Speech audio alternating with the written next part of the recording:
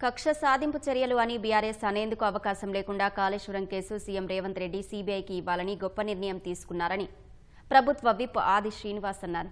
కాళేశ్వరం అవినీతి అక్రమాలపై పీసీ ఘోష్ నివేదికపై అసెంబ్లీలో చర్చించిన తర్వాత ఈ నిర్ణయం తీసుకున్నట్లు తెలిపారు. సీబీఐకి ఈ కాళేశ్వరంలో జరిగినటువంటి అవినీతి అక్రమాలపైన విచారణ జరుపని చెప్పని అప్పయ్యపడము ఇది ఒక గొప్ప నిర్ణయంగా మేము భావిస్తూ ఉన్నాం.